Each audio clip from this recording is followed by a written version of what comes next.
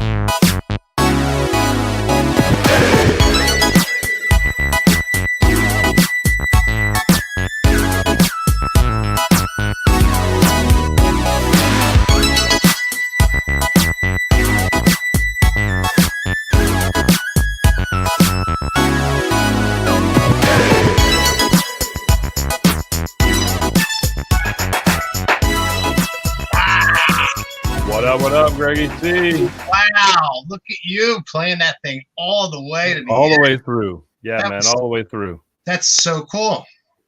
I finally figured out how to do it and not make it sound like crazy at the end too, right? But speaking of the end, what a perfect time to end season 1. Right? Already. I can't believe we've already come to the end of season 1. This is the end of the season 1, right? So yes, sir. This is considered the big show. The big show. And it is the big show because we got 2 big guests. But before we jump into that, first of all, hello to everybody. Thanks for joining. I'm Greggy C, David Hanscom. This is In the Cue Podcast. Find us at In the Cue Podcast on Facebook, Instagram, and YouTube. What up? Yeah, and it's nice to see we got some comments coming in now, man. In the beginning, I was like, no comments. What's up? But now I see them coming in, so we're good. Serenity the Prophet. A lot of Senate boys are giving us love, and I told you guys that, and I'm glad you joined up to the Black House because you know what, one big family there, and they're in it for the support and love. So hello to all the guys in the Senate family for coming out and showing love. And especially because we got a special Senate brother who's on deck tonight. But anyway, please subscribe to us on Facebook, YouTube as well. Like our video, please comment, let them roll, say hello where you're from, at least just to say hi if you haven't, at all. It's real important. And please share this video on whatever platform you're at, right there. Yeah, definitely subscribe to our YouTube channel if you haven't. That helps us out a lot. Braden says season 1 already ending. Yes, but that's okay. Don't worry. We're going to be taking next week off, and then we'll be right back the following week for season 2. So yes. You won't have to miss us for too long. You'll only miss us for 1 week, and then we'll be right back again. All right. So yeah, put it in your books. Next week we're taking off. There'll be no show. We can all, take a break. Well, it's a good time to catch up on maybe some of the episodes that you haven't seen yet. You know what I mean? Because there's a good chance that maybe there's some episodes that maybe you didn't get a chance to catch. So it'd be a good chance to catch up on those. That way you'll still kind of feel like you're watching us. If you comment, we probably won't answer. Right. Yeah. Look, see some of our great shows, especially the Keith Shockley episode and the one with the Senate DJs with Dramatic and Soho. They're just a couple, of my favorites that have been like blowing up all over, and you can see them on, you could be part of the live studio audience or watch those replays on Facebook or YouTube. Or look, if you're that hip and you got your Apple Podcast or your Google Play Podcast or Spotify, which everybody seems to be all over, including my 13-year-old daughter, you can find us easily in the Cue. Yeah, in the Cue Podcast. So she found us and she hit me out. I was blown away. My 13-year-old daughter saying, "Hey, Daddy, look, I found this." So, that's anyway. Funny. Braden said he hasn't even watched his own episode yet. So there you go, Braden. You can watch the episode that you were on with us next week, and it'll be like you didn't miss anything. Yeah. So what have you been up to there? I don't know. A little bit of everything, man. A little bit of everything. I actually had an amazing amazing wedding this past weekend. We went till 1 a.m, and I think we could have kept going if they would have let us. So, wow. Yeah, I'm okay with that. They were partying like rock stars, and they gave me free reign to play whatever I wanted to, and I took free advantage of that. It was a lot of fun. Wow. How many people at the wedding? A lot. Yeah, 300, right? No, not that many. Not that many. But nobody's wearing masks, obviously. Look, you're in Florida, the land of the free and the home of no coronavirus. That's true. That's true. I mean, we do things a little bit differently here, but not for long. I think pretty soon everybody's going to catch up with us. If I lived down in Florida, I'll be honest, I'd be doing the same thing down there because it's such beautiful weather. I'd just be taking the precautions where needed, So, well, I do my best to be safe, and I, make sure my staff does the same thing. But I can't be responsible for what the audience does. I got to be concerned about myself and staying safe in that regard. Okay. So that was a good thing. And then Sunday I recuperated, and I guess yesterday I don't think I got out of bed other than to go to the bathroom. So that was a good recuperation day. Wow. Well, all right. Well, let's discuss last week real quick. It was Darren Gerard and DJ Mitty Beats. We had on for like 10 seconds. Yeah. We got to get Mini Beats back to us, man. He had a little bit of internet issues. You know, sometimes it's tough when you're on Wi-Fi. You know, if you can get a solid plugged-in connection. What do they call that? Ethernet? I haven't said that word in forever. But if you can get like a plugged-in connection like that, then usually there's no troubles. But yeah, he was having some challenges. I felt bad for him, but we'll get him back on another time, and maybe what we should do is have him go over to Darian's house, and then we know Darian had a good connection, so that would work. Are they close by? Your guess is as good as mine. You guys are all from up there. I wouldn't know. The only places I know about in Philadelphia are Geno's and Pat's, and that's about the gist of my. Well, no, I have been to the baseball stadium and the football stadium, so I've been over there. What baseball stadium? There was the Vet, which was also the football stadium. Was that? I went to the Vet years ago. My dad was in the military, and actually we were stationed in Chalfont, Pennsylvania. If you're familiar with that area, I am. And we went to the Vet years and years ago to see the Philly Fanatic and all the craziness. I can't, don't even ask me when, because it was probably like in the 80s. But yeah, and then more recently in 2008. I went on a baseball trip to 9 different ballparks, and that was one of them. So but that more current one. Your dad was in the military, Chalfont. Now that's just north of me. There's a place in Willow Grove. There was the Willow Grove Naval Air Station, and just north of that is where they did all the James Bond experimental type shit for the astronauts, etc. Right. I was right off Jacksonville Road. That's where Chalfont begins. Was your dad like a James Bond dude or something? I can't confirm or deny anything. Was he Air Force? He was in the Navy. Yeah, he was in the Navy. Okay, well, yeah, Navy and the Air Force, they go one together. So, All right. Enough said. Anyway, let's talk about tonight's guests. Let's get our boy Gabe in to join us on the action here. Hey guys, how you doing tonight? You got Gabe. I almost forgot. Oh my goodness, sorry about that. I got you, man. I'm not going to let you down, Gabe. Even if he forgets you, even if this guy forgets you, I won't. I got to get these hand signals right, man. I always do the wrong Phillies, one. You know, they're 3 games ahead right now, right, against the Braves, and they have a lot of potential this year. But Dave, you know, since you like baseball, I love the Angel Stadium and the Cubs. Yeah, those are some nice stadiums for sure. Those are absolutely nice stadiums. I don't know. Major League Baseball is going to be interesting to see what happens over the next month or so. Yeah. I have no comment. It's best not to. It's best not to. But how about them? I listened to a lot of great music this week. Put on some Massive Attack. You guys like trip hop? So I was listening to some of their Mezzanine album and the Blue Lines. Fantastic stuff. But a new track that relatively new, like I think came out in January by a artist called Metroda. Forget It. So you guys should check it out. Wow. And I'm looking for either one of our guests or one of our listeners to maybe throw a new remix to it to make it fresh for the summer. It's called Forget It by Metroda. There you go. I'll try not to forget it. But look, you should have the. Are you close with the artist? No. What you do is you have the artist throw the raw files up on their website, like whatchamacallit used to do from 9-Inch Nails, Trent Reznor. Oh yeah. Mm-hmm.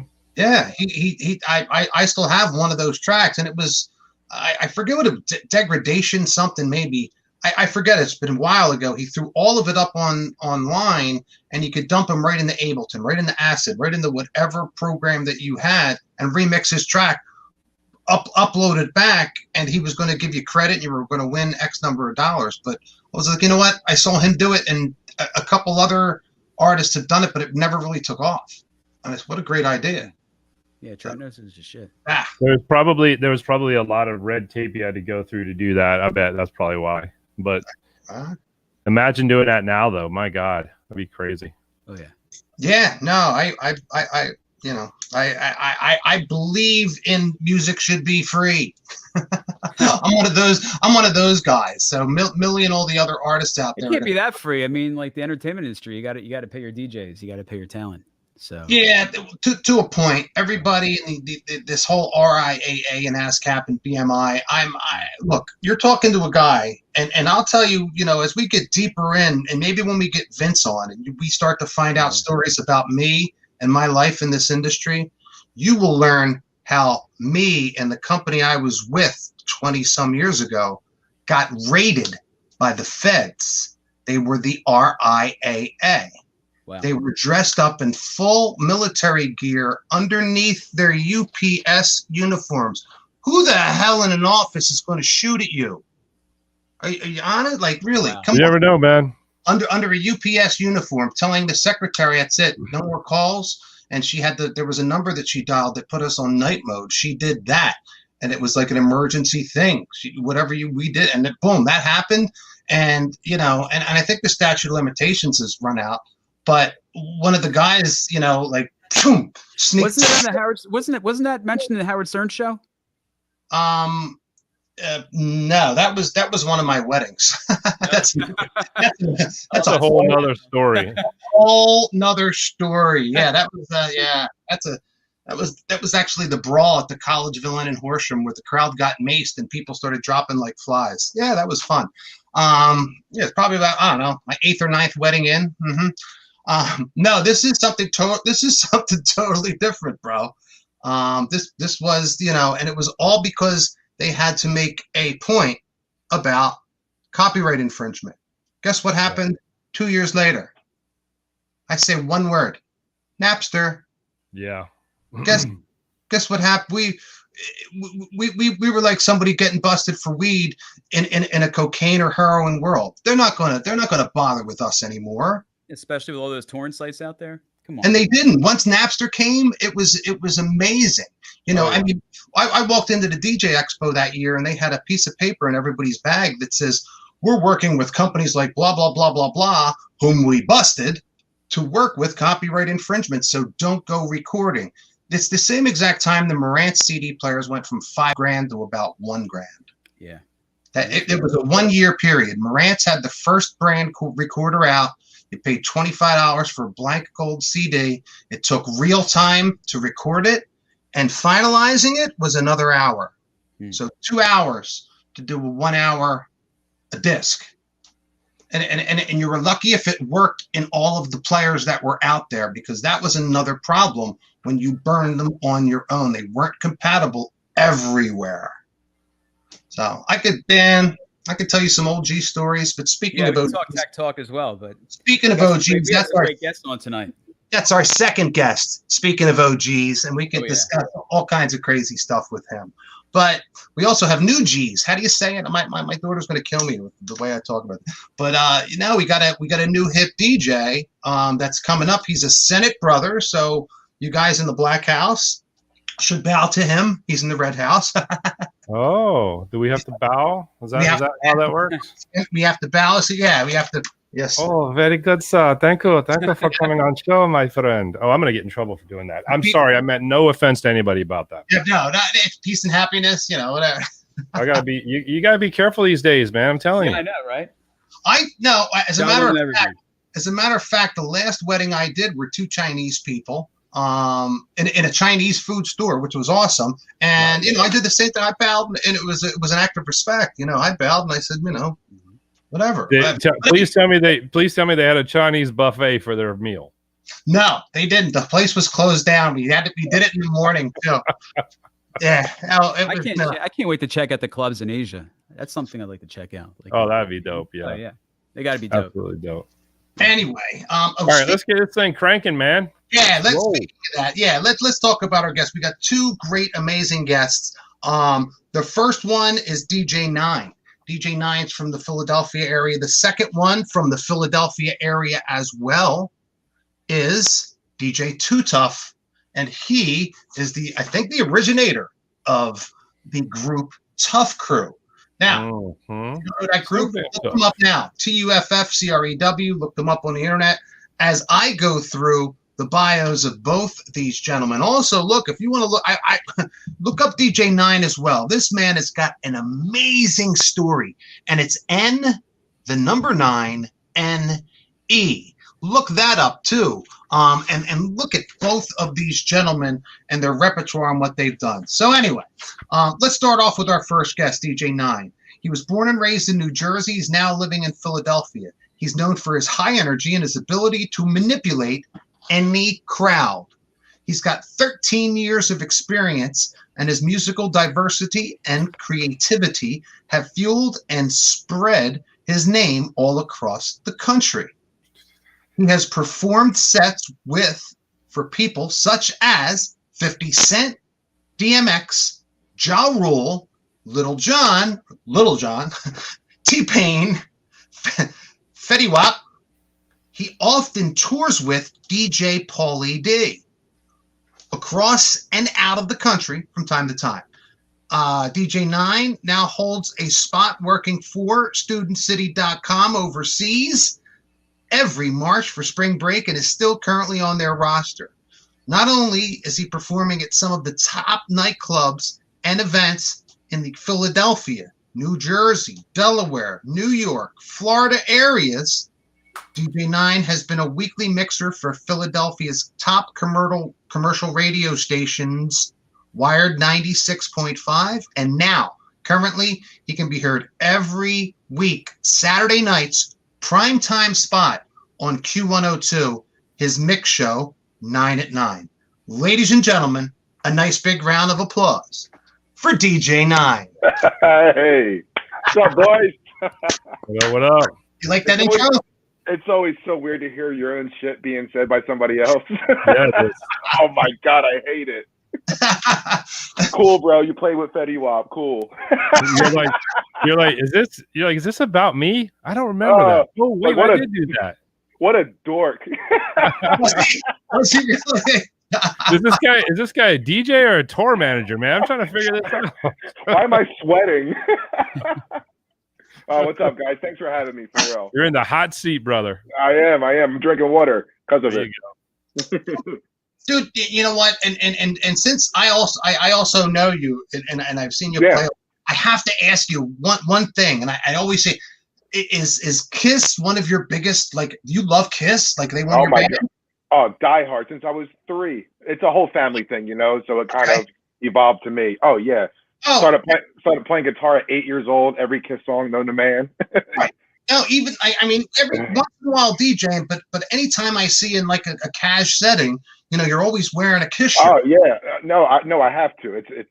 I mean, I have one from every Kiss show I've been to. I've probably been to about 38, 35 since 2000. No, since 9. There's actually this is the first concert I ever went to in Philly. Their reunion tour in '96. I was 11 years old. This is the shirt. That's what's up. Okay. Yeah. All right. They still fit a little bit. As a matter of fact, it was either that one or something similar. You were at the BPM Supreme VIP party 2 years ago at the expo in Atlantic City. I ran into you, and you were behind a velvet road. I was like, yo, but I was in the middle of like, the crazy show. But there you were again, once again, in full Kiss attire. I was like, dude. Yeah. I mean, it's kind of like, nothing right. from H&M or any of those places you could get a shirt. They're all from concerts I've actually been to. All right, brother. Nice. What have you been up to recently? What's your thing? Well, luckily now at this point, gigs are picking up. You know, I've never been a stranger to get out of the house and make sure I get myself to a gig to kind of stay relevant. You know, I was always kind of worried about that during the pandemic, you know. I was always afraid of the out of sight, out of mind shit, you know, like. So any chance I can get back out and play for people, I've been doing it. But I picked up, we can talk about it a little bit, but like I picked up graphic design over the course of the pandemic. Did a lot of shit for myself over the past 2 years to kind of like, I was getting tired of asking somebody else to do it and waiting for them. So I started picking up Photoshop and started doing things like that. And then people started asking questions about who was doing my stuff. So it kind of snowballed into really a really good side gig for me. So that consumes a lot of my time every day now, is doing a lot of graphic design work for people. Very cool. All right. So, nice. yeah, that's been supplementing a lot of time other than DJing. But DJing's picking up. I have a couple of gigs right now that are kind of in good rotation now that things are opening up a little bit. Okay. All yeah. Right. Now I know because we work at Vesper. One of the Vesper Sporting Club. There's the day club, and then there's the nightclub in Philly. You know, one of the top selling spots here. What other of the spots in Philly do you spin? Well, first and foremost, you're the reason why I sound good, because you make me look good with all the lights, man. You know your shit. Thank you, brother.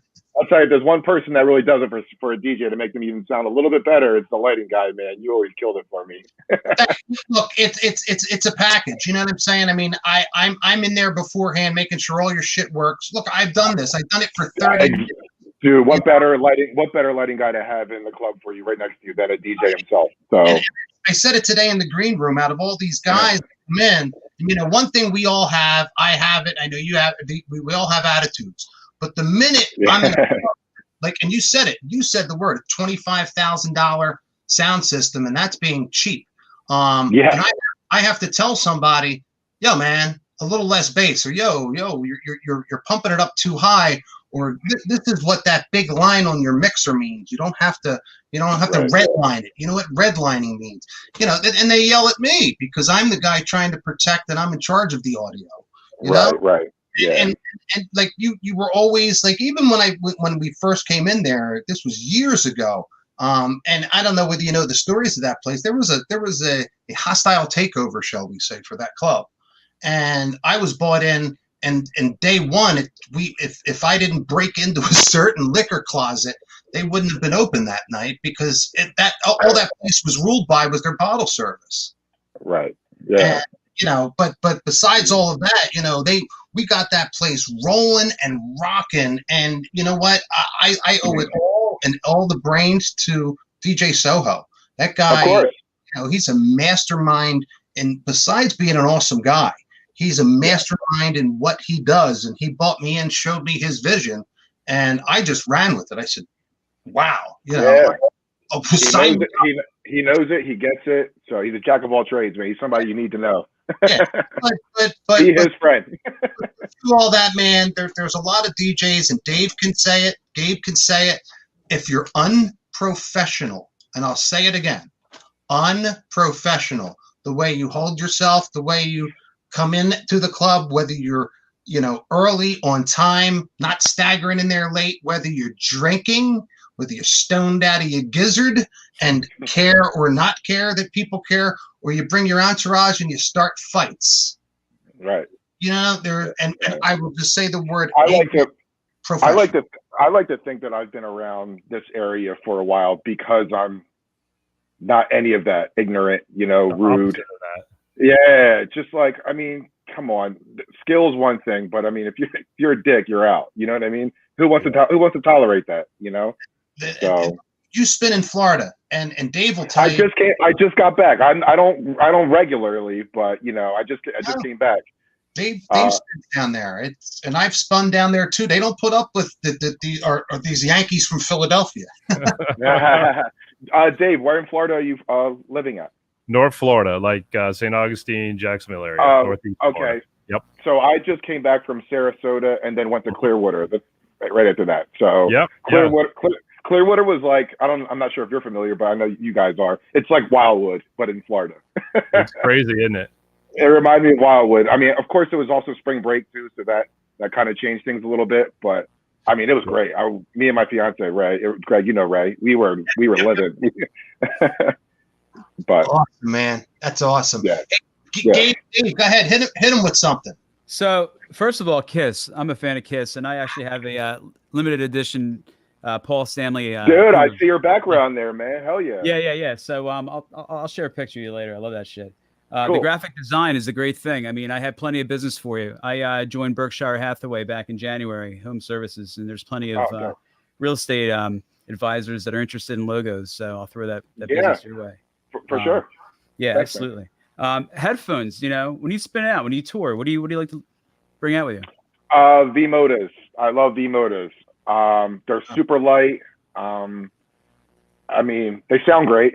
So when I do need them, they're incredible. My only tip with those things, man, is like I'm on my probably 7th pair in 5 years. They tend to go out. One cup tends to go away all of a sudden. I don't know why, how. I mean, I'm a little clumsy in the nightclub sometimes. I drop them. They unplug so easily. But I love those a lot. Like I've been super loyal to V-Moda, and they're not that expensive.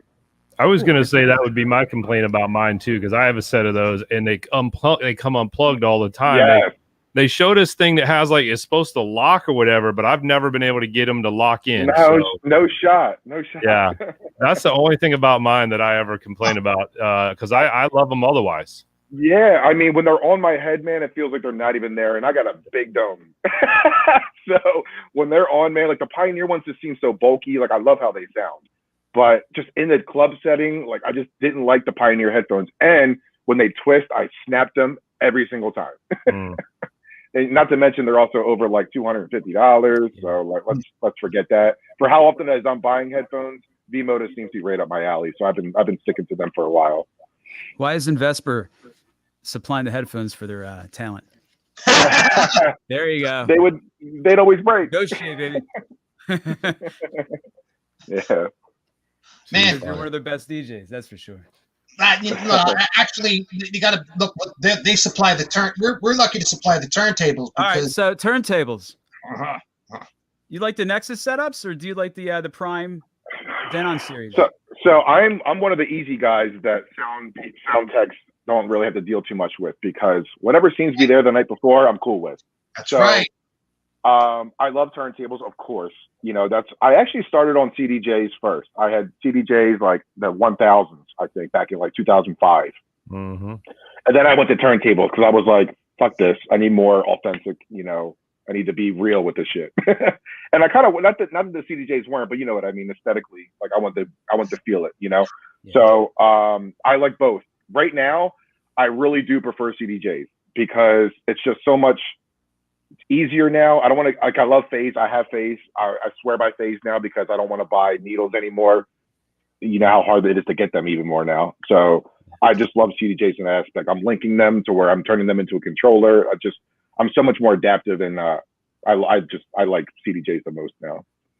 But if there's turntables already set up, it's cool. I'm not going to complain. Right. Yeah, you're one of the best. I said it before. You're one of the best DJs out there, man. Yeah, I am. So what do you enjoy to spin?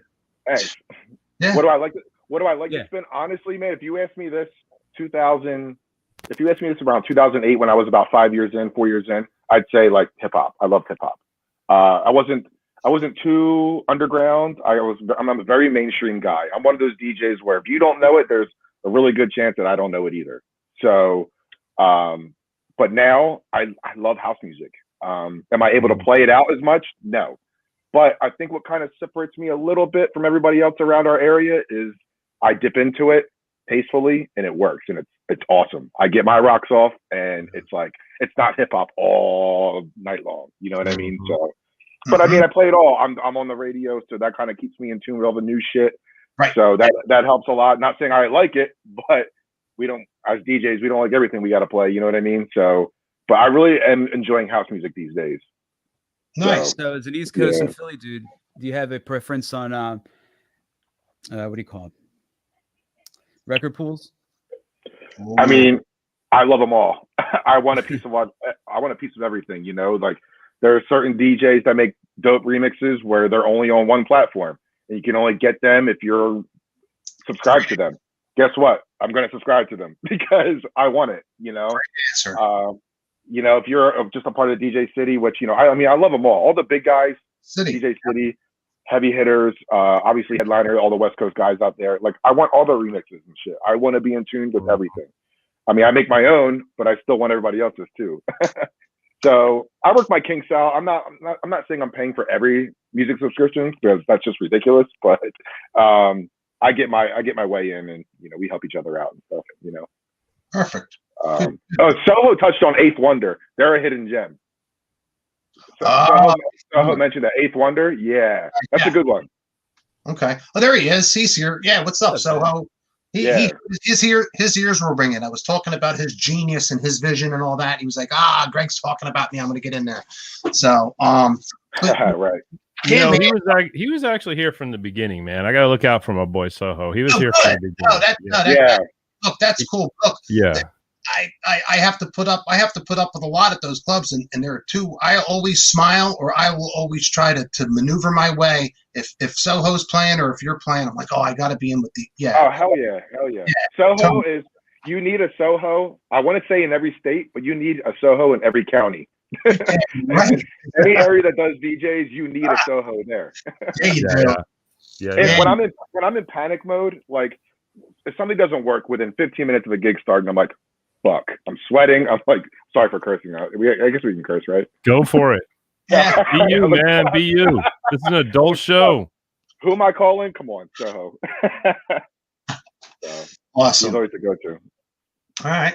Hey, Dave. Anything, Dave? Question for 9? You know, I'm always intrigued by how DJs come up with their names. So I want to hear the story of your DJ name. Okay. So I'll try to give the short version. I'll do my best. I went to the 17-to-enter places in Philly and shit, like the Shampoos, whatever the hell else was going on around that time. Flow nightclub in Delaware. I'm not sure if you guys remember any of these places, but saw DJing, thought it was cool as fuck. Then immediately at that point in time, I went to school. I went to college. I went to Rutgers University in New Brunswick. And I saw these frats, and they were like fucking larger than life to me. They reminded me of all the nightclubs. They were big, and I was like, these DJs fucking suck. I'm like, music's terrible. I'm like, I wasn't a DJ yet though, but I'm like, I could do this because I was always more in tune with music than my other friends that I knew that I was growing up with. I'm like, there's no reason why I shouldn't do this. So I bought everything, I got everything, and I started picking it up. And of course, I needed a name because I was doing this one for the first time, besides all the frats. I was doing this one club downtown, I forget what it's called, but irrelevant. They needed a name for the flyer. And I'm like, fuck, I don't have a name. So my roommates were like, I think I came up with 9. It's pretty much 9 is exit 9 off the turnpike is where Rutgers is. Yeah. Okay. Yeah. So that's where it came about. The spelling, I just literally had the number 9. But when the flyer came out for that party, they spelled it and the number 9NE. And I was like, that's kind of dope. So I stuck with it. Yeah. Yeah, man. Oh, Born out of accident, but was well worth epic. Yeah, that's cool. What's funny about it is that like literally like 3 weeks later, I got because MySpace was huge then, and I had it all over. You know, I did whatever I could to make it dope on my page or whatever. I got an email from somebody that was like, "How did you get your name?" Because I'm Tech Nine's tour DJ, and I was like, no offense, like I don't know who Tech 9 is. No. And honestly, like I hate to say it, but like it was true. Like I did not know who he was. I wasn't in tune with his music. You know, I wasn't up with it. So I was like, yo, no offense, but like I didn't even know who that is. No disrespect, but like that's not where it came from. I pretty much told him the story I told you. He goes, "Oh, that's dope. Sorry, man. Sorry to bother you," and just took off. That's too funny. Like, what was he gonna do? Fight me? I don't know, man. You got some guns over there. I don't think you want to. Not then. So yeah, that's all I got. It's a pretty fun story to tell. No, I love that. All these DJs have interesting, you know, some of them, like you and DJ Snake was a graffiti artist, and every time he would get out of like, you know, going to jail for dropping graffiti everywhere, so they called him a snake because he was slipping out of it. Oh, that's funny. Yeah. No, I didn't know that. That's dope. Good shit. Greg, back to you, brother. Back to me. Look, you answered my one question. Usually it's like, you know, turntables or controllers, but I know you like, there's never a problem. You walk in, what do you got for me, man? I'm like, we got 2 turntables tonight. No problem, bro. Yeah, I'm cool with it. Yeah, we got CDJs. No problem, bro. I'm just like, But you know what's funny is that Phase kind of changed that, because if you have shitty tone arms, you know, that seem to be the common case, you know, besides, I mean, the pitch actually is a huge problem, but the tone arms, I mean, that eliminates that whole problem if they're shitty, you know. So that's why I didn't really mind it going into like some dusty clubs and shit, you know, and you see the turntable set up, you're like, I can still get by. We got Phase. now you're a Phase guy now? I am. Yeah, my fiance bought them for me. She's incredible. She gets me all the fun gadgets. Yeah. Oh, nice. All right, cool. Yeah. But I met. I think. Well, when you were doing it, you did Vesper on New Year's because I took my wife out for her anniversary. So you were there for her anniversary. But I was lit. We were all lit. But before that, I met, and it was a great night too. You were still well behaved. Yeah, I don't do anything crazy. Yeah, Billy was our sound and light tech at the time. But that's when I met your fiance a couple weeks beforehand because she was wearing the PV shirt. But not only was she wearing the PV shirt, I found out where I had a special run made for my school. There were 2 runs. There was the Black Widow that had no DJ Entertainment School logo on there, and there were 10 of them. And then there was a whole I think there were 50 of them that right on the same thing that she was wearing, but right on the back above the Black Widow, that spider, it said DJ Entertainment School. And I'm like, dude, where'd you get that shirt? Because I was giving she has that one? Yeah, she has the one without the school. And I had taken a picture and you were just like, yeah, nah, Cutlass gave it to her. Yeah. Cutlass stole one of my shirts. But no, that was awesome, man. She was representing. That's the dude, how dope! I mean, how dope is PV's logo? That shit is fucking hard as hell. It's so good. the logo itself, that fire logo that they haven't changed. Yeah, that's the shit. That was my first guitar amp. Was a PV amp. Oh really? Oh wow. Yeah. They make someone at the gym last week asked me for a PV shirt, so I stopped at Greggy's. I was like, There you go. Love it. Oh, but look, the only other thing, look, here's what I like to know about a lot of the DJs. What do you prefer, Mac or Windows? Mac. Mac. Why? What? Why? That's like, I don't know. I guess because I mean, why not? Like, how could you not? I'm not gonna force you. I mean, there's got to be such a loyal Windows guy to be able to answer that question. Like, because they'll be able to tell me something I don't know. So I'm like that. I have the same answer when it comes to iPhone and Android, you know, because it's almost like, why wouldn't you, you know? But I get it, you know. There's certain specs, yada yada yada. I just don't get it with Windows versus Mac. I know that when I really got into the Serato and everything in 2005, I started with the Windows, and I was like, this isn't right because no one else is doing it with a Windows, like a Toshiba. I think I had at the time. And I was like, this is stupid. Like, stop doing this. Like, I was mad at myself. I'm like, I told myself, I was like, come on. iPhone. So you're obviously an iPhone guy then? You have an iPhone. Of course. I got the Galaxy Note 4 when it first came out and here's why. It was like a drunk purchase. I loved, my boy had it. I liked how he can do this and the page scrolled. That's why I got it. So stupid. So stupid. I got rid of it literally 3 months later. I was like, get the hell out of here. and look, my final question out of all that is, are you deep into computers? Like, are you like, would you be considered an IT guy? Could you get in there and you could start messing around with HTML or CSS or coding or stuff like that? I call Soho. No, I'm not. That answers my question. Mac people are always loyal. If you have a Mac, you have an iPhone. Same thing with Windows. Windows, you don't see people with the Windows phone. They usually have Android. But why they have it is these are the guys that are out there building their own websites, coding, and able to get deep in the code.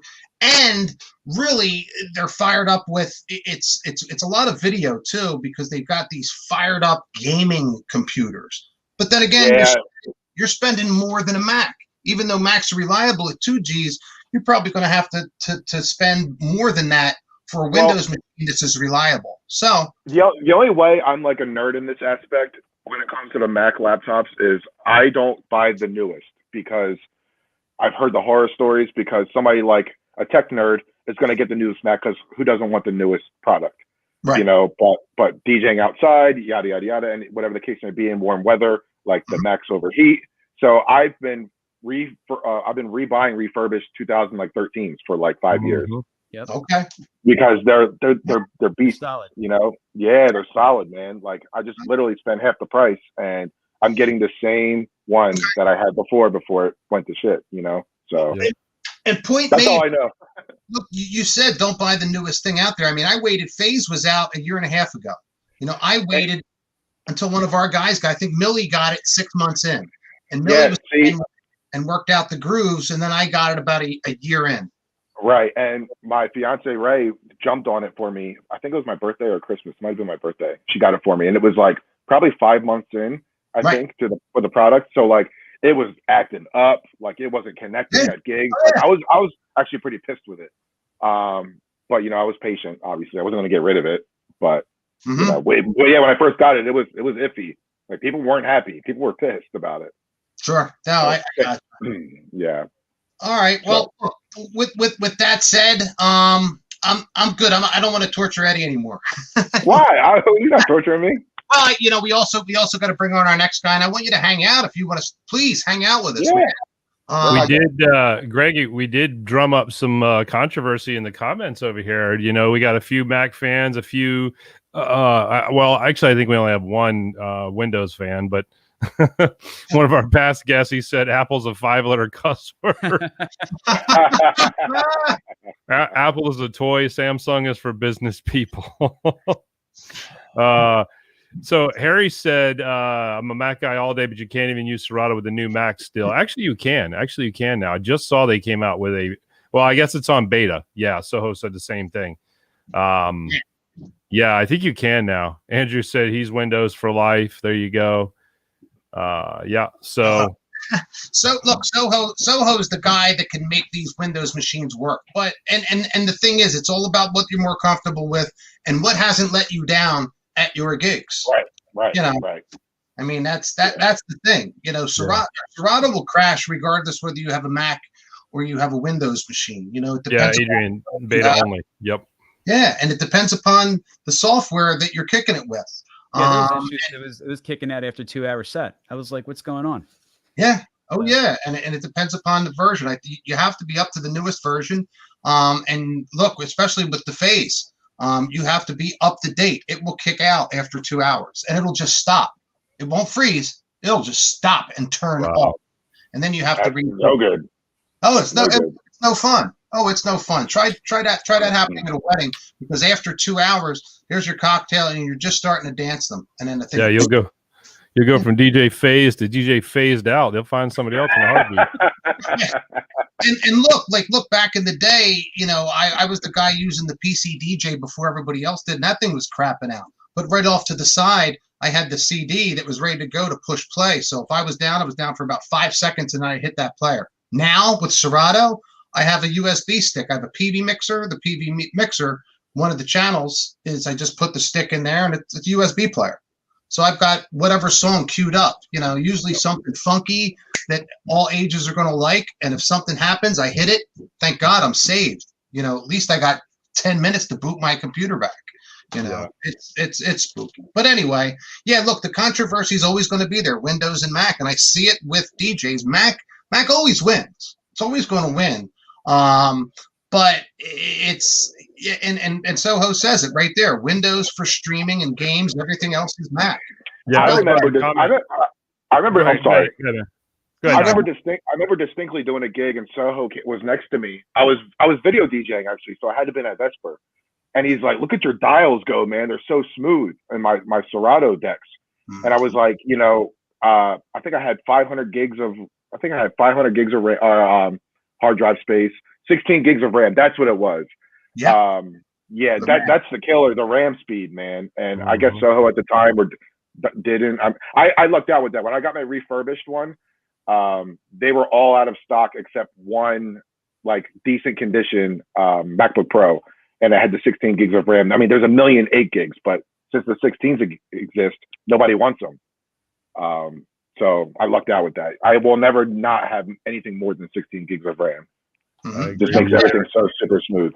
Yeah, I was going to say earlier that this is one more example of how I know me and Soho are kindred spirits, because I'm the same way. Like literally streaming this for us right now, I'm using a Windows computer, but nothing else. Everything else is Mac for me. Yep, everything else.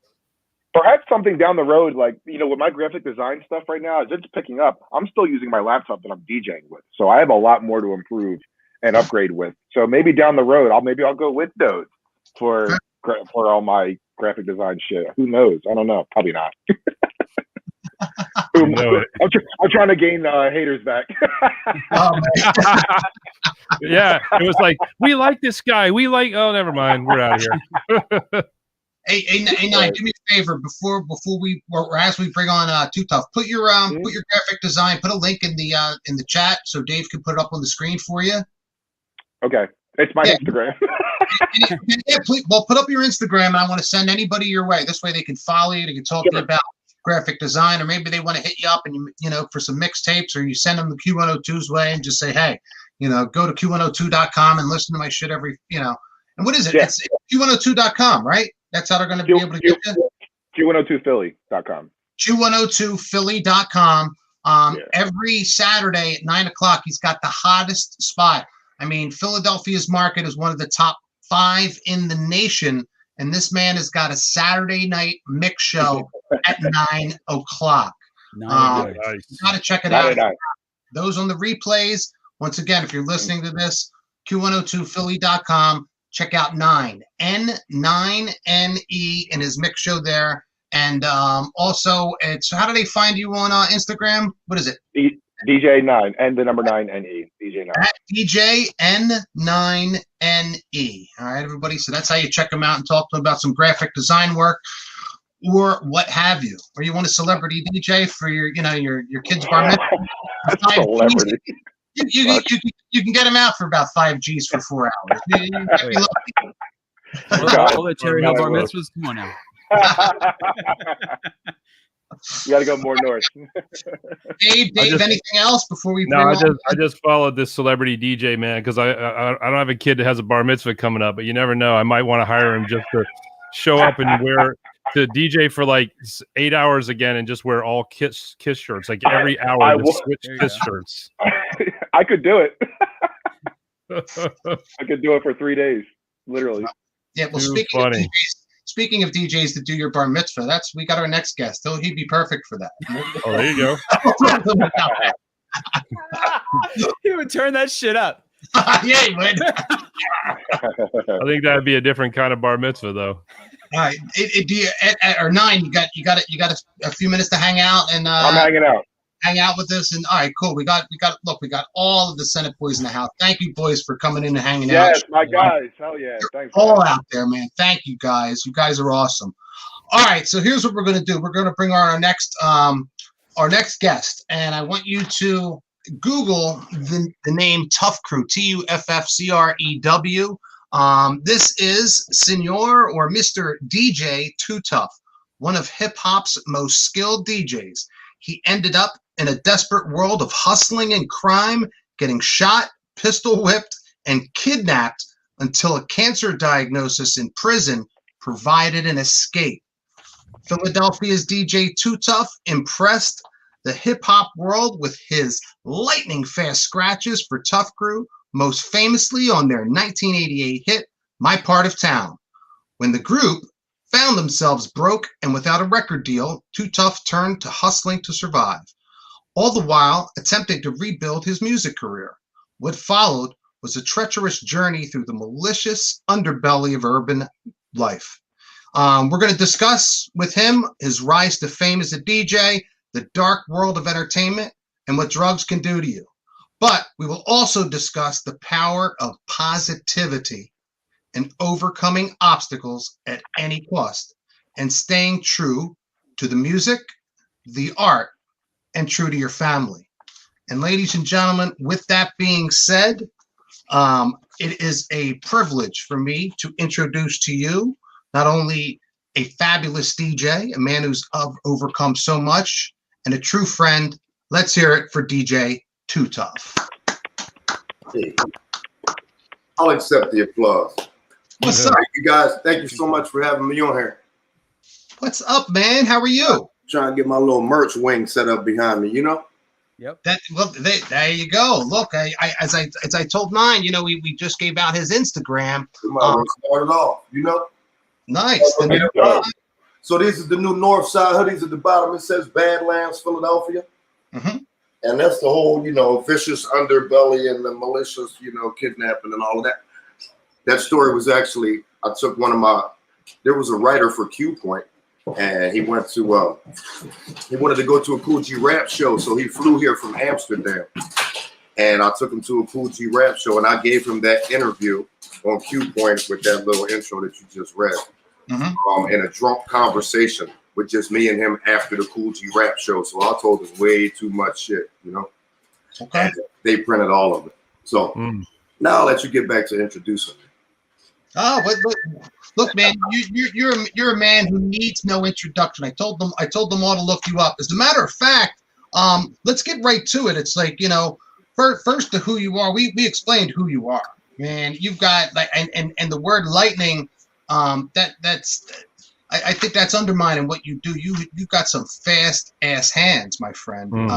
I've seen them, I've heard them, And look, you're a legend not only in Philly, but you're a legend nationally when people hear your stuff. As a matter of fact, there's a bunch of copycats out there, as you and I have gone over a couple times. I'm like, wait, who these guys? Who these guys? You know, and sure enough, man, they're copying your style and the way you guys do things. So it's obviously flattery, because when people imitate you, it's a form of flattery. So it's the top form of flattery. They say imitation is the highest form of flattery. I understand it.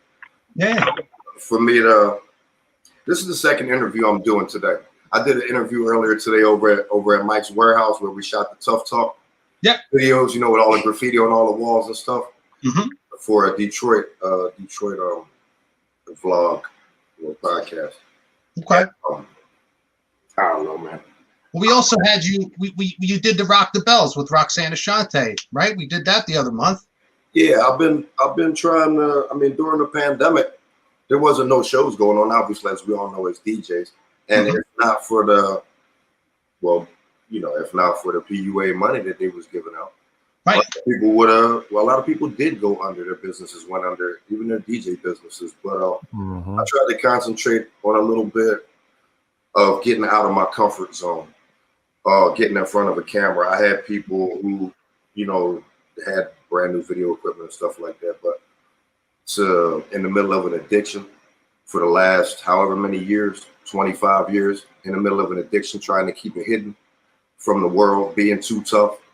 And, because I didn't overdose like DMX, or because I didn't, make myself look like an idiot at a gigantic stadium or something like that, doesn't mean that it wasn't an everyday battle. And a lot of DJs out there may not be willing to admit some of the things that they, they do behind the scenes. And that's for any of us. I just want to say that I'm grateful for being on here, and I'm grateful for the, having a different perspective on life today. Oh, my man. Yeah, look, and that's, I respect you on that. I respect the story that you tell. And like I said, this positivity and overcoming adversity. You know what I mean? I mean, you don't, I've always heard this. You don't judge a person on how they fall. You judge them on how they get back up from that fall. Yeah, I got them a lot of times. Solid. One of the cancer sentence, we touched on one of the times that I went to jail. In one of the Tough Talk videos, I think it was episode 2, we actually went to the parking lot. Shout out to my man Immortal X. He directed and produced the whole thing with me. It's a Tough Talk series. You can check it out on YouTube. There's 3 main episodes, and then there's 7 trailers that we did. One of them I'm in the People's Court. But on one episode, as I was saying, we went down to the parking lot where I knocked on the police officer's window to ask him some kind of stupid ass question. And he ended up arresting me. And from that parking lot, I went to jail for 10.5 months. I was diagnosed with thyroid cancer. I had 2 surgeries while I was in the house of correction. I was fighting aggravated assault.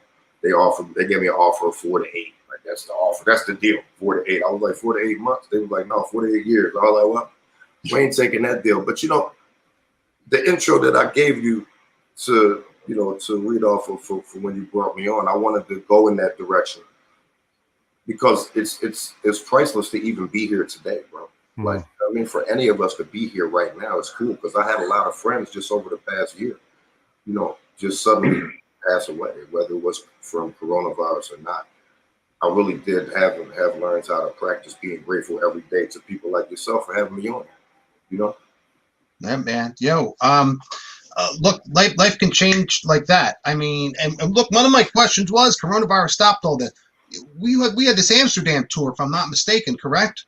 It's been postponed a second time. It was 75 miles south of Amsterdam. They hold a festival every year. It's one of the largest hip hop festivals in the world. It's called Urban Matters. Right.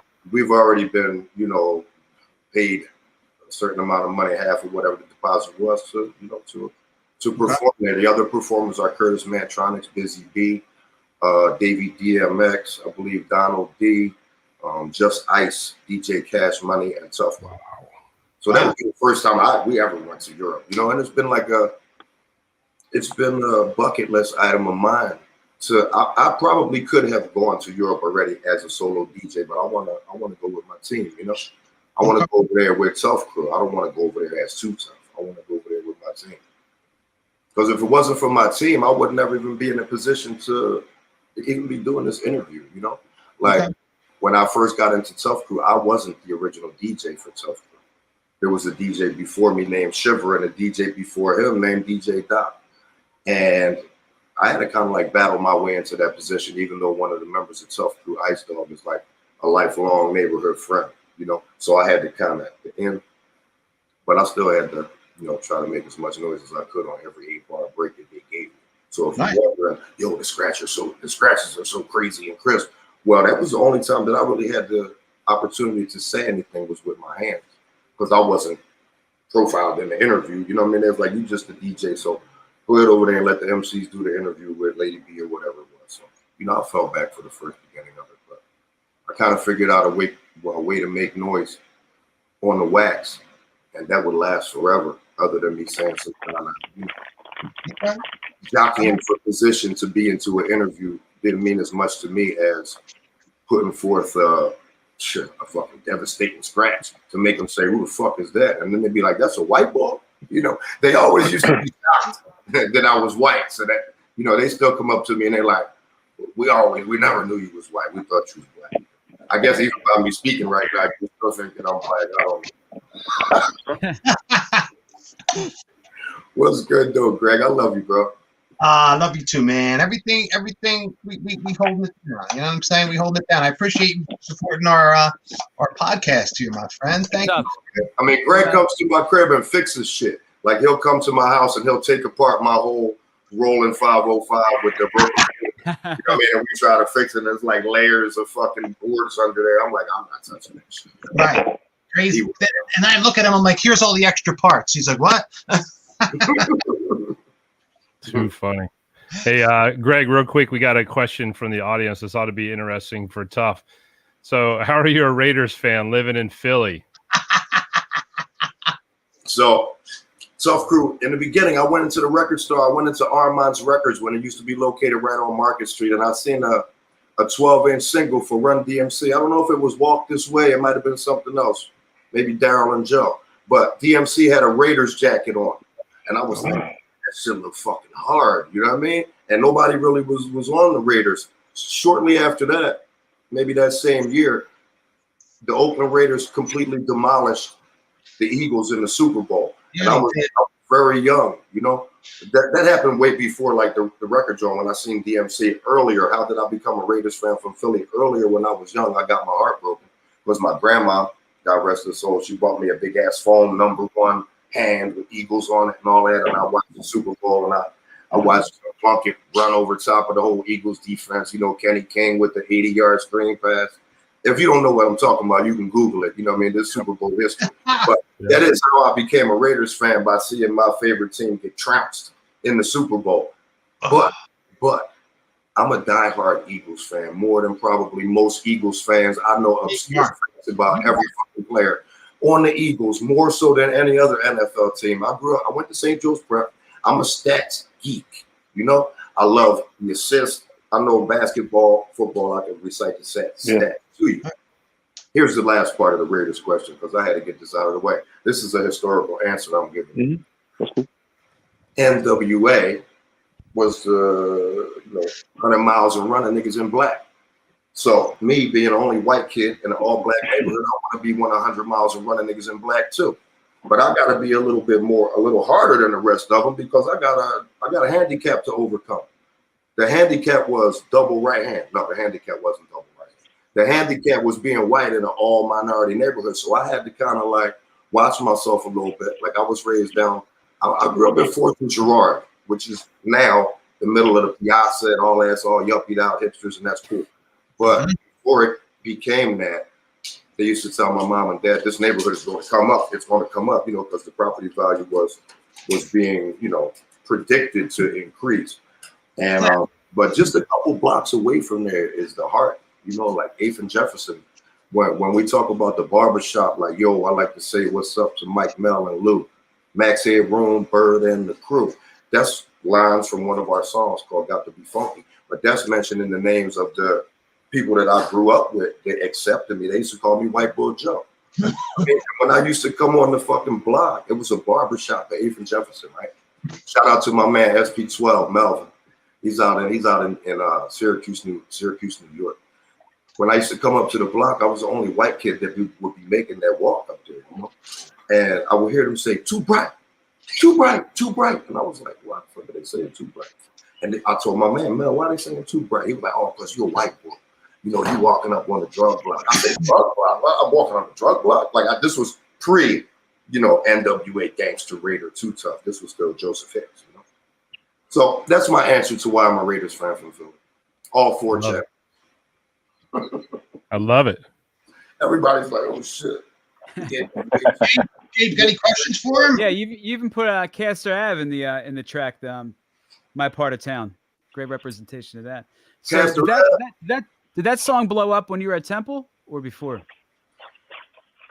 I stopped going to Temple because of that song. I actually had a partial scholarship to USC and a partial scholarship to Temple. My mom and dad were going to pay for me to go out to Cali and go to USC, and my life would have been in a totally different direction. But I chose to, you know, I wanted to be the DJ for fucking Tough. I wasn't worried about college, you know. I was still going to go to college to please my mom and dad, and I did want to go to college. I started out at Temple as pre-med. I wanted to be an arthroscopic surgeon to operate on athletes' knees and stuff like that. Wow. But my part of town, we didn't know that was going to be a timeless hit, you know? And then you got the dudes on the inbox, they'd be like, one hit wonder, you know, I never seen nobody try so hard to remain relevant. You know, if I would show you some of the shit on my inbox, it's incredible. It's 80% love, but what motivates you is that 20% of them hating ass motherfuckers. They'll be on the inbox saying whatever they say, and I keep it on the hush, you know. But since I'm among friends right here, all four of my peoples right here, I talk a little extra dirty. So what else, Gabe? Ask me another question. So where in the world have you toured that was just absolutely insane? Where you had the best time? We've never been out of the country, bro. This European tour that I was speaking about earlier will be the first time that we actually leave the country to get our due, you know, from and give the fans their due. But we went to Miami Christmas Day. We got off the airplane with fucking leather bombers on. They probably was looking at us like we was crazy. We were added to the Luke Skywalker Move Something tour. So Luke took care of us while we were down there. We were number one for 11 weeks down in Miami, and we just went crazy down there. You know, the show was held at Roberto Clemente Baseball Stadium. And the stage was set up where you would hit a home run at. And then the field was just people jammed there, and they started shooting in the middle of the crowd. Do you know that at this point, 1989, Miami on Christmas Day, they didn't stop the show because they were shooting. They only pulled everybody off stage and took a temporary break and then resumed the show because they ushered us off stage. And we were back at the hotel, and in about 15 minutes, we were listening to EPMD fucking do Strictly Business on the speakers in the stadium because we could see the stadium from our hotel, you know, balcony window. Mm-hmm. That's definitely a memorable show when they start busting all shots in the middle of the crowd, you know? Yeah, no doubt. Shit, and especially with the gun violence that's going on in Philly. I'm not trying to make light of any kind of situations where gun violence is concerned. We all want to stay, you know, safe as we're DJs. We probably gonna be the one to catch the bullet first because you the front man in the middle of everything. You know what I mean?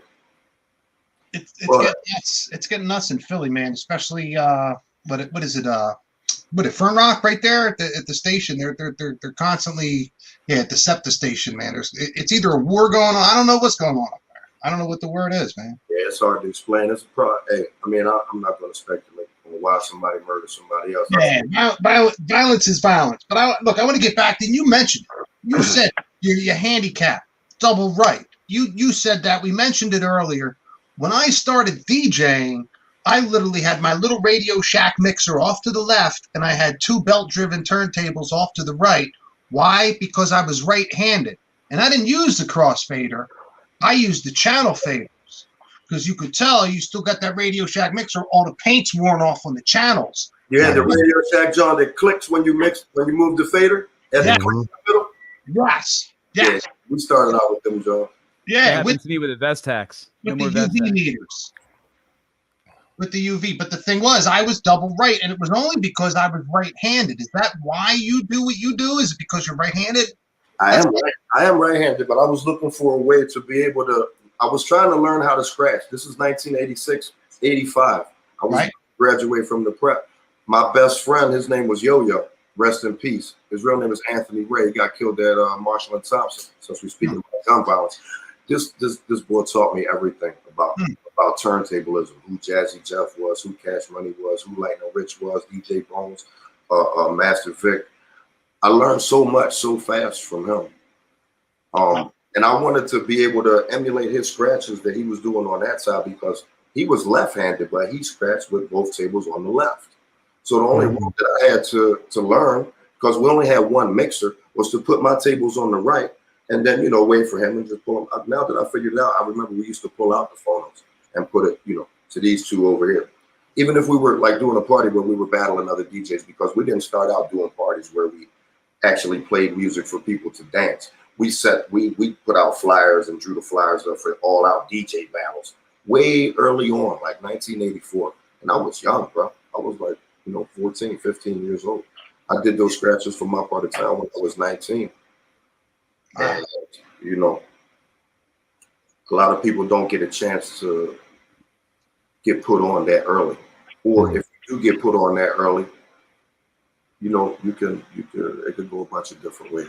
I mean, as I said earlier, I'm just glad to be here and glad to have those accomplishments under my belt and be able to, stand here and talk to you about it. I feel honored because I used to listen to people driving their 5.0s all around the mall, and I'm like, damn, that's the fucking hottest track. Then I get to meet you, and here I get to interview you. So, Yes, man. You the man. That's what I was saying earlier, man. I used to bump that song like wear out cassettes and have to buy new ones because I wore them out. I had to learn how to act on the L, because I got the Raiders gear on. It's not like I'm fucking not easily recognizable. It was this dude where I was, and then they'd be gritting on me, and I'd be in my head, I'm like, the fuck is this dude looking at? Really? People looking at me. And before I got off the train, he would be like, yo, ain't you too tough for my, or they'd yell my name, too tough, after the train pulled off. So, I had to learn how to accept the love because, coming from the neighborhood that I came in, going the love is global. Even the B-Boys sampled your shit in the Ill Communications album. Yep.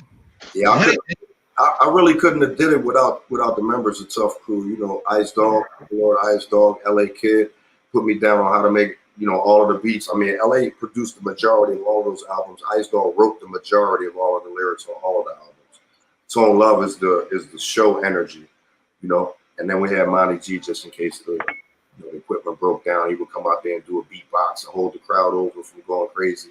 I would scratch over top of him beatboxing. It was a real good chemistry, and none of it could have happened. And I wouldn't even be at the point that I'm at now, if it wasn't for those dudes, man. Lifelong friends. Salute, Tuff Crew. Hell yeah. So as a battle DJ, do you prefer butter rugs? What do you throw underneath? I got butter rugs. Off of Kubert. I went down and seen Kubert at what is it called? Creep Records down there in the Piazza. And then he gave me free tickets to go to see him and Cool Keith at the TLA a couple years ago. So Kubert, my fucking man. We saw him at the BPM Suprema. Yeah. I missed him. I saw Z-Trip. I saw Z-Trip at the DJ Expo when we were down there. But I missed Kubert. Yeah, they were together. They were together at the. That was epic, right? I got with Greggy C, me, and Z-Trip. That's already epic enough. But imagine if we were able to get Kubert, Greggy C, Z-Trip, and myself, and Gabe. Oh my God. I'm either bringing in 9 or Soho, one of the two, because I'm watching him at the bottom. He paying attention. I'll fuck with him. I can't. I gotta bring in one of those two, man. Oh, by the way, I gotta say hi to Hitman. Hitman's out there showing the love, another Senate guy. But look, man, tough, man. You want to do something. Now we got the insurance to help us do whatever we need. We got that insurance backing. That was always one of the big problems. We can't have this big rave, this big party because of the insurance liabilities. That's all been put to bed now. It's cool. I got one last thing that I wanted to. What's up, Ann? What's up, Drew? Go ahead. I bought a Tascam 488. I'm going to get it modded, so I got the 8 ounce, right? Yes, but you guys may know, but I want to, I'll let the people that's watching on YouTube and stuff on the replays know.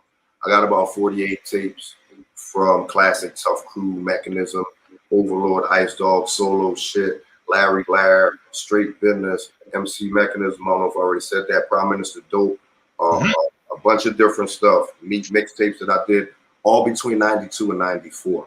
I got them on 8-track cassette tapes. All the mixes. I remember doing the mixes. So I bought the 488 because about 2008, DJ Z-Trip bought me a 688 and mailed it to me, Federal Express. And I did the Lost Archives, album part of it.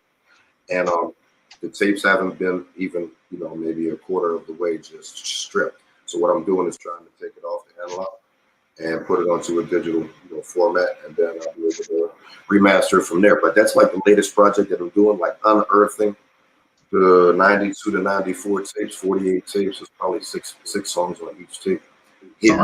All type of MF Doom, J Dilla type Too Tough shit. So, underground shit you never heard before.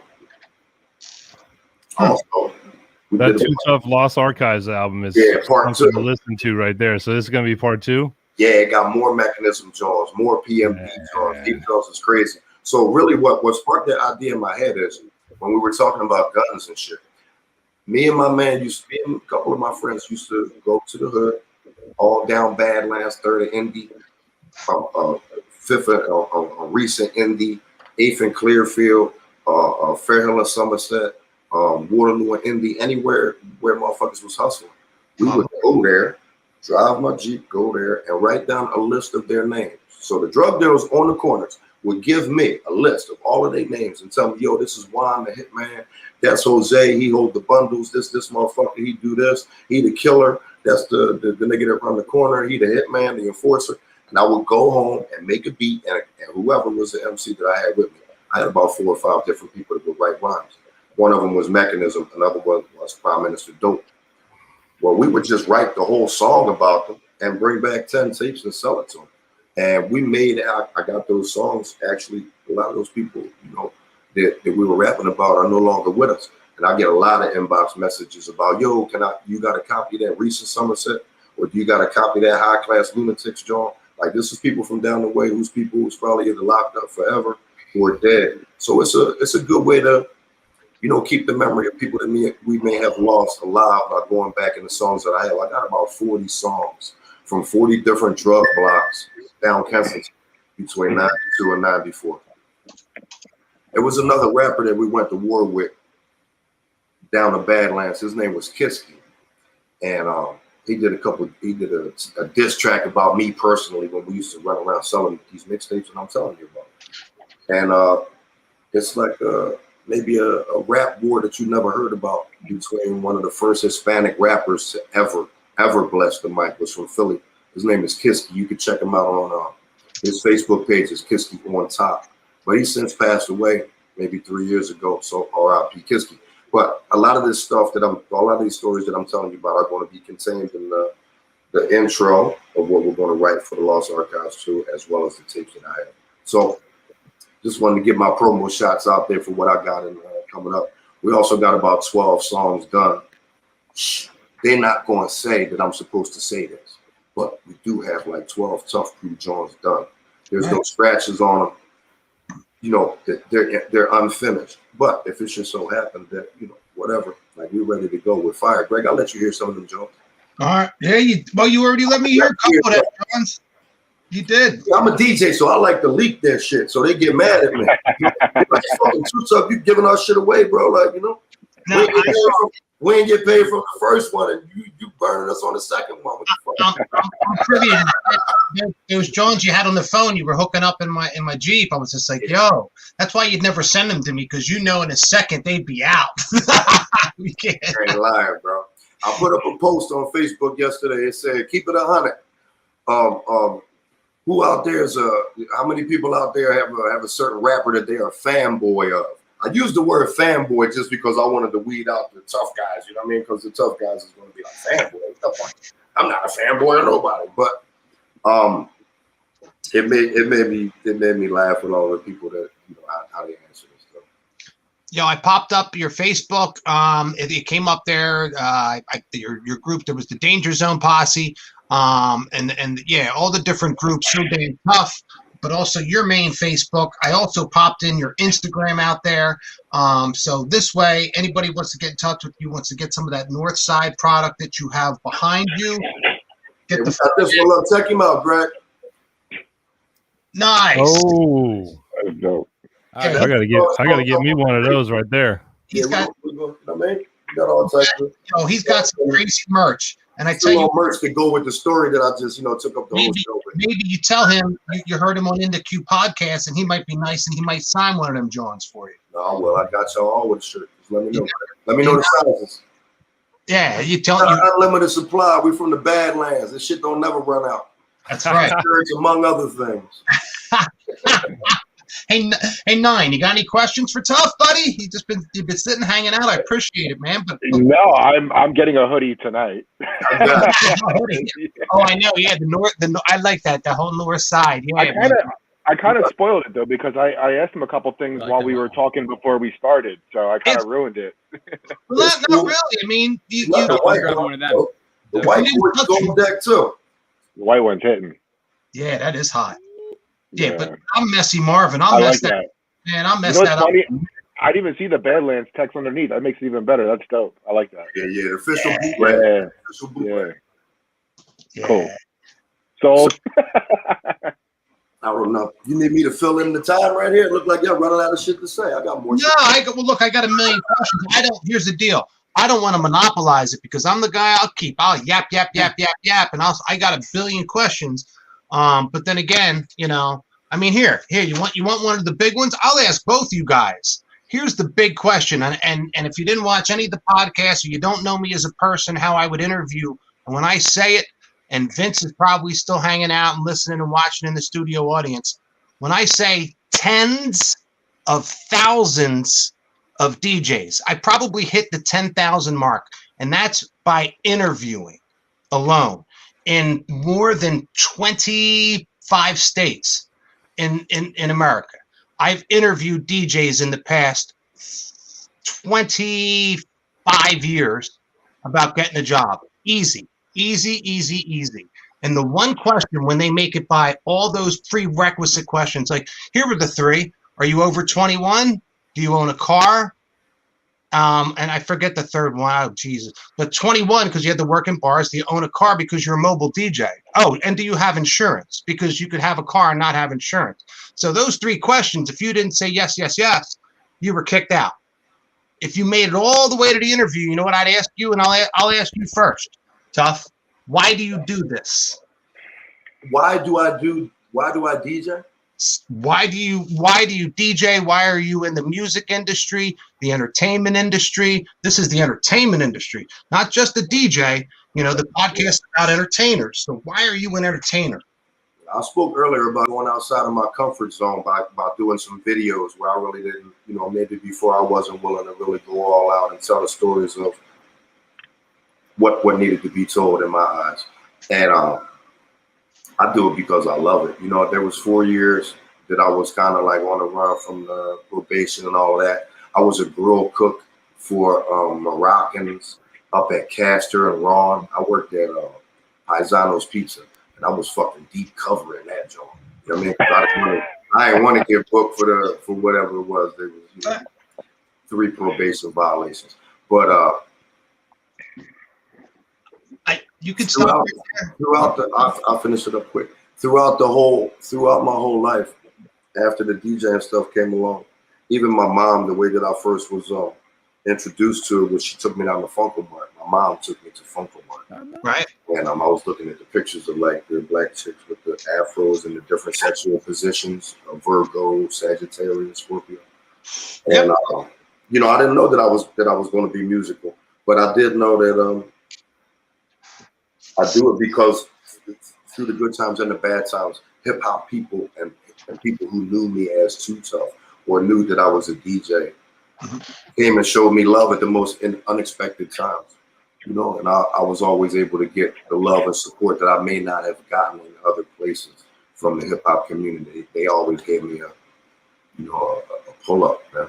Many times, people from hip hop like yourself. I mean, even strangers, just for knowing me from the music, just inspired me to take one more step when I didn't really want to. And you know, run into you at the DJ Expo 10 years ago and say, yo. I used to be in there cutting fucking cheesesteaks, and I used to hate listening to the fucking radio because I couldn't make music at that point, and I'm knee deep in onions and sauce. I used to be mad as fuck. You know what I mean? I'm telling people, like, turn the fucking radio off. Like, you Arabic, you don't understand that shit anyway, pop. Nah. Stop. They understood it. They taught me a lot of motherfucking bad words in Arabic. I curse you the fuck out in Arabic. Look, you answered it, man. I wouldn't expect none the less of you to answer it perfectly. All right. And before I'm gonna give the same thing to 9. I'm gonna ask 9 the same question. You know. And look, you can elaborate. You can do it. But why do you do this, 9? Why are you an entertainer? Well, first of all, if you see me looking up there, I'm still listening, but the Flyers are 2-2 right now. So I'm still watching the Flyers game. Yeah. No, but honestly, when I was playing guitar, I tried to do the whole band thing. Like, I wanted to be that rock star. And when DJing kind of happened when I got to Rutgers, it happened so organic. Like, it was fitting as soon as I did it. And nobody told me I sucked. So it kept me pushing. And like, when I didn't even realize the money that you could potentially get yourself into and make.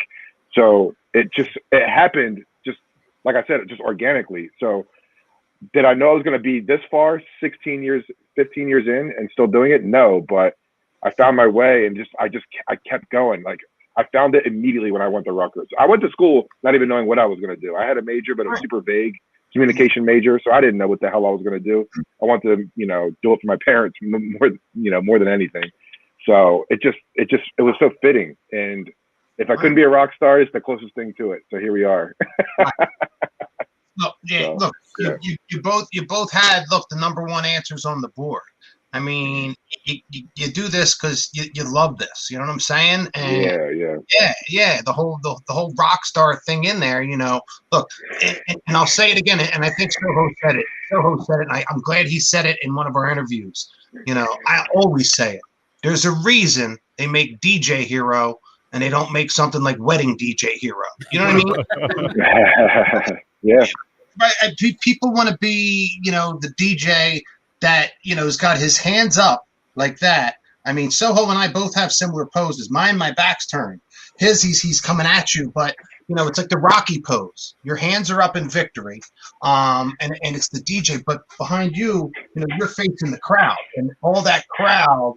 And Gabe sending me some pictures. You're going to see in season 2, Gabe took some shots of these either whether he's played there, he's done the setup for that. I don't know. You're going to tell me stories on that, Gabe, but these shots. Your hands there reminds me of Ferry Corsten. So yeah. Look, and that's something too, Mr. Tuff. As one of your road managers here, that we got to discuss about getting some shots of just that, because that seems to be the hottest thing out there, and you'll notice it on Instagram and all these other artists. Especially, there's a group, Tomorrowland. You know what I'm talking about, Gabe? Oh yeah. The whole EDM trance. Yeah, that's probably where the the biggest DJ is standing there. There's a massive crowd in front of him. He's looking out at the crowd. Right. Big fisheye look. Yeah. That's how you can have your name on the back of your joint, Tomorrowland. I'm learning some really cool stuff. As a matter of fact, I'm taking y'all to Burning Man when things get better. Hey, Greg. Yeah. Just got an email, man. Wedding DJ Hero coming out for Samsung soon. Just got it. Just came through right now. It's gonna be on Samsung only, though. Yeah, and they're going to give us a call. They're going to say, "Hey guys, can you help us out?" I can't make this shit up, man. You got to be on the cover, Greg. There you go. Hey, like they Greg. put you on the cover of the NBA. You know what I mean? Yeah. Hey, Greg, real quick. On NBA 2K, you're going to be on the Wedding DJ. Yeah. You're controlling, nigga. Oh my God, Greg, real quick, I want to bring something up and show this to Tuff. I'm gonna try to put it in the camera. So let me pull that away a little bit. See that photo right there? That's my dude, man.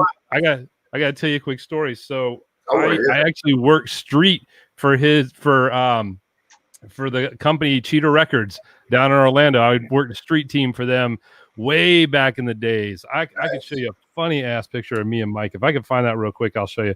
But I've known him forever. How do you know Mike? Just out of curiosity, I'm going to try to find this while you tell that story. Well, I know Mike as a famous DJ that I had his records, but I also went down to Orlando on vacation with my wife and my son and a couple other people, my stepdaughter, and we saw that. I said, I need recommendations in Orlando while I'm down here. And one of the recommendations I got on Facebook was Magic Mike was going to be here. I knew 2 people in Orlando because I was down there previously, but not since 2006. But he said Magic Mike is my man. I just talked to his wife. He said go ahead and slide through, so we slid through where he was DJing at, busted it up with him for the night. We had a couple drinks and then drove back to the hotel. He's a good man. But I'm looking forward to coming down there and doing something with him for real. I would appreciate that. Me, you, and him get the shit. Look at that. It's so blurry. I see it. I can make him come in, but look at my little skinny ass. There we go. Look at that. Wow. Nice dog in that joint. Okay. That's forever ago, man. That's dope. That's too So funny. I knew it was going to be a good connect, just busting it up with him. My girl maybe was thinking that I was going to get caught up on a hip hop quest while I was on vacation, and I very well might. But that one was a good night out while we were there, and it was a great connect with Mike, another legend. He's definitely legendary, bro. I knew I was gonna catch heat about the Samsung thing. I'll just take on you guys, man. Y'all don't get mad at me, man. Don't get mad at me. You relit that damn flame. Hey, it's kind of like, we were talking baseball earlier. It's like he put the ball up on the tee for me. I had to hit it out of the park. Yeah, you did. You definitely got good wood on it. Shout out to Leland Morocco's. I see he just checked in from Elements of Hip Hop. At his event, Elements of Hip Hop, which was before that, it's called B-Boy Barbecue. But the Elements of Hip Hop is a Philly staple where it's a free show. And he always has a lot of the best talent in Philly out there at FDR Park. I got 3.5 million views on the Facebook joint at the Elements of Hip Hop on Susquehanna, front in Susquehanna. Held up in Susquehanna. That joint went crazy. It was shared by Wu-Tang Clan and Stanton Warriors, which is the EDM DJ set in London. When they shared it, that joint went crazy.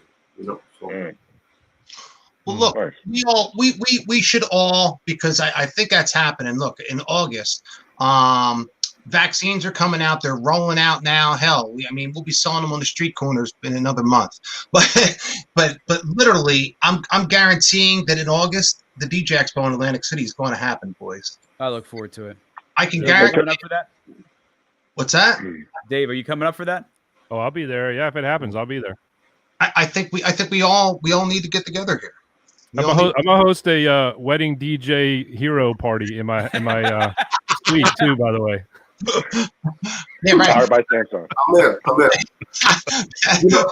You know why I'm in? Because Greggy blessed me with a hard drive, gigabyte of every song under the universe. You know what I mean? There you go. No, I did not. You're gonna have to ask him to give it to you because I let the snake out of the bag or whatever it was.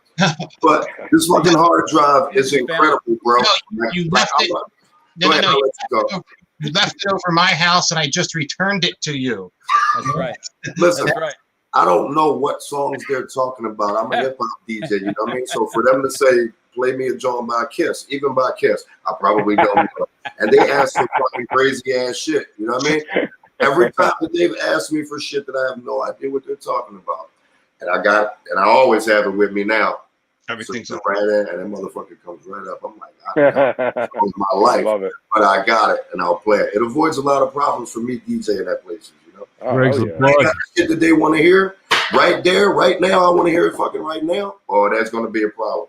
Because that person is going to come back and ask you for it differently. Oh, by the way, I like that. Pain in the ass, you know? Look at Nine shaking his head. He knows about it.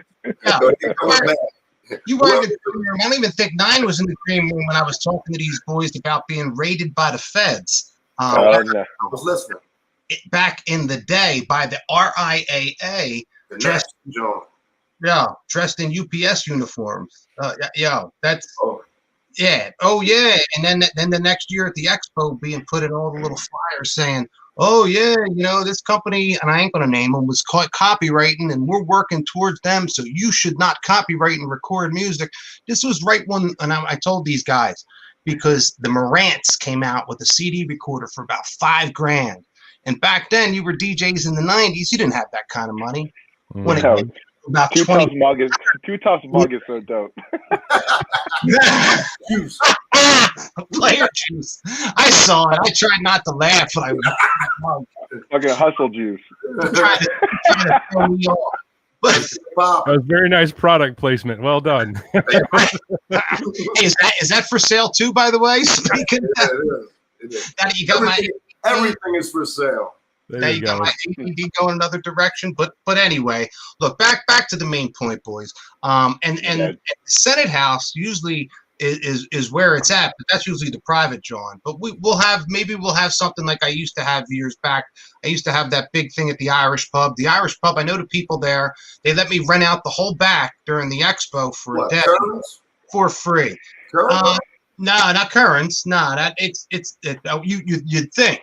No, but the joint at the on the boardwalk there, just down from like Snappy, the guy who sells dime bags there. No, Snappy. None of us know who he is. I'm joking. Who is it? It's actually right down the street from the old Deja Vu. The strip club that was there, the Deja Vu, and you don't. I don't know what that is either, right, guys? Can we go back to the other guy? You got his number? Snappy? Snappy. 267.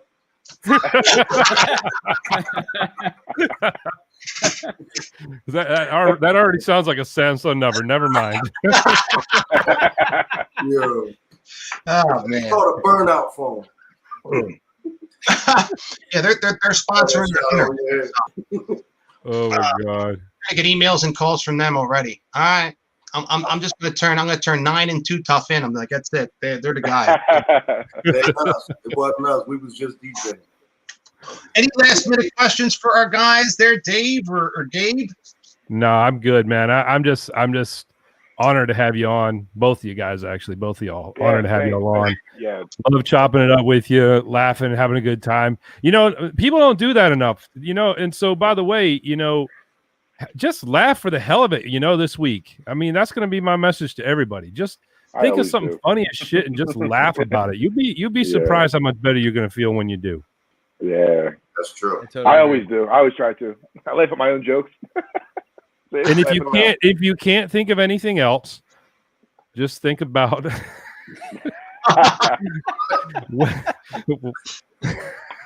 Wedding DJ Hero is what he's trying. Yeah. Wedding DJ Hero coming out on Samsung only. Shit, we work well together. All five of us. Oh my god. All right, I'm done. I gotta stop. I'm going to share this extensively, by the way. Continued success. He's so talented, and I look forward to seeing you at play sooner than later. And forever grateful for having DJ Too Tough on. You're a legend, brother. Thanks, bro. This is cool, man. Cool, yeah, 2009. I mean, look, it was. You guys. And you'd be perfect, really, to have on a billing, because that's what's giving me ideas there, Mr. Gabe. That is a good idea. He's going to play everything that I do. We're all from right. You know this, I don't. Here's the scary thing, boys. I've been growing the wedding of the network, or a network of the wedding DJs, and Tough, you know what I'm talking about. I mean, I send you out on the bars. I mean, I asked you before, I said, you want to do a wedding? You want to do a bar mitzvah? You're like, you go kill me. But you would kill it at a bar mitzvah. He would. I heard you haven't done yet. Right before I came on, it was some type of wise statement about me doing a bar mitzvah. Under look, and Tough. Look, Tough is under Current Entertainment. If you want, you got to pay the celebrity DJ package, but you're getting him. It's got to be a 2 DJ package. It's him and one of us. You know what I mean? And I love to do something with 9, though. Yeah. We can make that happen. Yeah, that can happen. 9 loves hip hop. we talked to Eddie. We'll get him on the roster too. You know what I'm saying? And the thing is, and you were going to come out anyway, and who knows? Take it down to Orlando and do it with DJ Magic Mike. There you go. Look, two of the hottest bottle shows in Philly. We hit those first, and then we get down to Orlando. Hey, it sounds like a plan. That's why we plan. See that's where the money is. You know, the money is there, boys. Unless we get a show like Gabe was talking. You know, we get somebody with a nice little place. I bring in the insurance. We bring in DJ 9. We bring in DJ Too Tough. Whoever, you know, the roster is open. You know, we talk to Soho. Soho will line that shit up easily. You know, we put shout out to the Center DJs, man. Shout out to the Center DJs. They always got the expo on fire. You know what I mean? A whole damn house with like a fraternity party going on in that joint. All crazy. Mm-hmm. But yeah. And brought me down to one of those, the river deck, I think it was, one of them joints down there on the. Oh yeah. That was like Monday. He was doing that for a little bit. Yeah, right on Delaware Ave. Yep. Mad Mike was down there. Rest in peace, Mad Mike. There's a lot of people that I'm talking about that passed away. I'm glad I was able to get the opportunity to, you know, just shout their name out and shit, bro. Yeah. That's cool. All right, boys. Anything else, guys? Y'all gonna make me want to move up to Philly with all this love y'all got going on. Fuck that, I'm coming down there, dude. We open. As we wind down your season brotherly 1, love, right? There you go. As we wind down season 1, I just want to mention thanks to all our artists that were, you know, here for us. We love you guys. Rob Schwartz, you know, from, you know, CEO of Humag and iFame TV, you know, affiliated with Sony Distribution. He has a double CD set that he put out. You guys can reach out to him on all the social media networks. He sent us this. It's Essentials Volume 1 for hip hop and Volume 2 R&B, Humag Distribution. So reach out to Rob Schwartz if you're interested in getting one of those. But you guys are awesome. And we're talking to plenty of artists for upcoming interviews for season 2. So that should be rocking. You want to give us a taste? Are any of the artist people on your shirt right there? You know what? This shirt I got because this girl is in she's in Goodfellas, and I was like, oh shit, that's cool. Yeah, just a different shirt. That's pictures from the Goodfellas? No, she's from the Goodfellas. The one actress in this shirt. I forget her name. The one that was dating Henry Hill, and they were making all the blow. Janice. She was. I thought that was Marilyn Manson right next to her, but it might be the blurry of the camera here. Who knows? Dude, you're funny as fuck, bro. This is crazy. We're interested in having Jay Hill on. She's a fantastic artist. Plenty of other artists to come. I know Vince Blake is coming on, right? Okay. Yeah, 2 weeks. Yeah, 2 weeks for Vince. I think we had Vince. By the way, if you're listening, we're not doing the show next week, so we got to move you to the following week. Sorry. Yeah. you found out live like everybody else did. Hey, it's kind of like announcing a brand new video game coming out. Not that us Apple people will get to play it, but breaking news on this show. Intentional Samsung people. Yeah, Too Tough. We closed out season 1, bro. Closed out season 1. We damn sure. Yeah, we closed it. Sponsored by Samsung. Let's get all Brady Bunch in here before we leave. There we go. There you go. That's cool. There we go. All right. Here's the story of a man named Greggy. Oh, wait, who was so damn tough. Take the screenshot. Hold on, let me get this screenshot. All right. I got it. There it is. Hold on, let me get one too. Hold on. Everybody smile. I'm gonna get a sneaky one. That's You're not paying attention. There you go. Oh my God! Who has more fun on their podcast than we do, right? Hold on. The final thing to end the season. I want everybody that's not a guest on this show to turn up your computer. All right, turn up your computer. I'll give you a couple seconds. All right, you ready? What I know you're gonna do. Alexa, play In the Cue podcast. Siri, play In the Cue podcast. Oh my God. This guy. And my upstairs one went off again. It's going to start playing a podcast. My wife's going to come down and yell at me. That's all right, though. All right. Once again, everybody, thank you for joining us for another crazy fun episode of In the Cue podcast with DJ 9 and DJ Too Tough. One more reminder, we will not be here next week. We'll be here the following week to kick off season 2. We got a lot more in store for you.